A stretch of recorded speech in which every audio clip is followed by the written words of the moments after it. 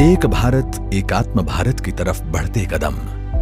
देश में मां भारती के गौरव और उसके यथार्थ रूप को पुनर्स्थापित करने के प्रण को लेकर चलने वाला कोई राजनीतिक दल है तो वो है भारतीय जनता पार्टी। एक ऐसी पार्टी जो प्राचीनतम और समृद्ध भारतीय संस्कृति की रक्षा के लिए सदैव तत्पर रही है और एक भारत श्रेष्ठ भारत के सिद्धांत को आत्मसात किए हुए है। भाजपा की सरकारें हमेशा भारतीय संस्कृति को सर्वोपरि रखते हुए अंत्योदय के मूल मंत्र पर चली हैं। मोदी सरकार 2.0 भी पार्टी की इस विचारधारा को आगे बढ़ाते हुए देश की वर्षों जूनी समस्याओं के समाधान के लिए मिशन मोड पर काम कर रही है। 30 जुलाई 2019 वो तारीख जब देश की संसद में मुस्लिम महिला विधेयक पास हुआ और मुस्लिम महिलाओं को 3 तलाक की कुप्रथा से मुक्ति मिली। अब देश में 3 तलाक गैर कानूनी है और इस कानून का उल्लंघन करने वाले को सजा और जुर्माने का प्रावधान है। कश्मीर और राष्ट्रीय एकता का विषय भी जनसंघ ने ही प्रमुखता से उठाया था। श्रद्धेय श्यामा प्रसाद मुखर्जी के नारे एक देश में 2 निशान, 2 विधान और 2 प्रधान नहीं चलेंगे को आत्मसात करते हुए पार्टी के कार्यकर्ता दशकों तक लगातार कश्मीर समस्या के समाधान को लेकर आवाज उठाते रहे। लेकिन इस समस्या का समाधान हुआ 5 अगस्त 2019 को, जब जम्मू कश्मीर से अनुच्छेद 370 और 35A को हटाने के फैसले को संसद की मंजूरी मिली। इसके बाद जम्मू कश्मीर और लद्दाख 2 केंद्र शासित प्रदेश बनाए गए।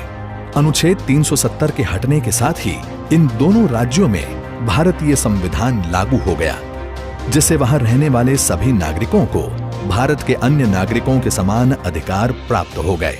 जम्मू कश्मीर के सरकारी भवनों पर से वहां का अलग झंडा हटा लिया गया और अब उसकी जगह सिर्फ तिरंगा लहरा रहा है। अलगाववाद, आतंकवाद, परिवारवाद और भ्रष्टाचार पर लगाम लगी है और वहां के लोगों का भविष्य भी सुरक्षित हो रहा है। जम्मू कश्मीर के मूल निवास प्रमाण पत्र के नियमों को भी पुनः निर्धारित किया गया है। प्रदेश में अब तक सौतेला व्यवहार झेल रहे पश्चिमी पाकिस्तान से आए शरणार्थी और सफाई कर्मचारियों के बच्चे भी अब नियमानुसार जम्मू कश्मीर में डोमिसाइल प्राप्त कर सकते हैं।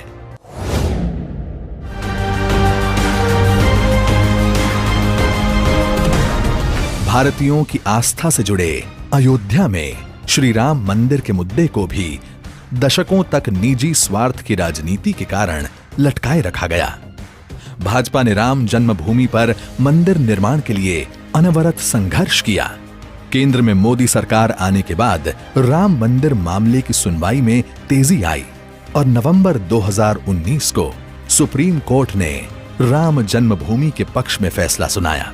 इस फैसले के बाद मोदी सरकार ने तुरंत ही श्री राम जन्मभूमि तीर्थ क्षेत्र नाम से स्वायत्त ट्रस्ट का गठन किया। सुप्रीम कोर्ट के आदेशों के अनुसार एक स्वायत्त ट्रस्ट श्री राम जन्मभूमि तीर्थ क्षेत्र, ट्रस्ट का नाम होगा श्री राम जन्मभूमि तीर्थ क्षेत्र।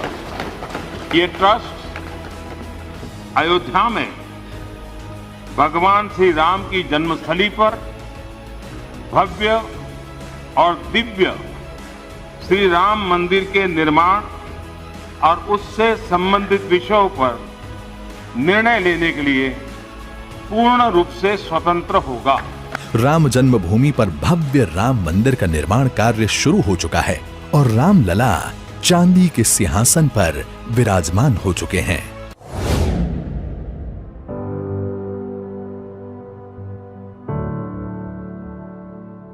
नेहरू लियाकत समझौते के बाद से ही पाकिस्तान में प्रताड़ित किए गए हिंदू, सिख व अन्य लोगों को भी न्याय मोदी सरकार 2.0 में ही मिला।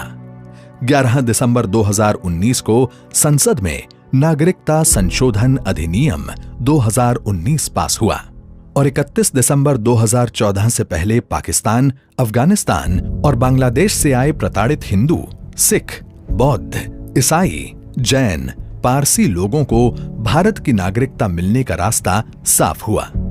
अब ये लोग भारत में सम्मान की जिंदगी जी रहे हैं और भारतीय नागरिक के हर अधिकार इन्हें प्राप्त हो रहे हैं।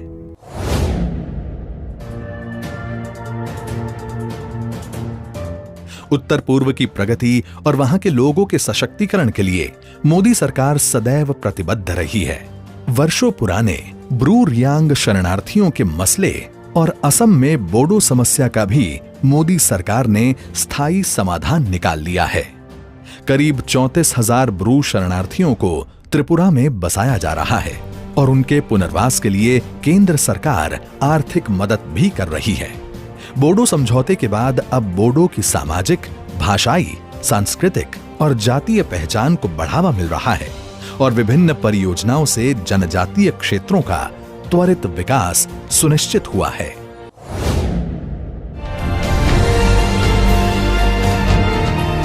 पाकिस्तान के कब्जे वाले कश्मीर को लेकर मोदी सरकार और भाजपा मित्र सरकार का स्पष्ट मानना है कि पीओके भारत का अभिन्न हिस्सा है और उस पर पाकिस्तान ने अवैध रूप से कब्जा कर रखा है। यूएन सहित सभी अंतर्राष्ट्रीय मंचों पर भारत ने अपने इस क्षेत्र को वापस लेकर सामरिक और भौगोलिक अखंडता और प्रभुता की रक्षा के लिए कटिबद्धता जग जाहिर की है। भारतीय मौसम विभाग के मौसम पूर्वानुमान में पाकिस्तान के अवैध कब्जे वाले गिलगिट बल्तिस्तान और मुजफ्फराबाद आदि क्षेत्रों को भी शामिल किया गया है।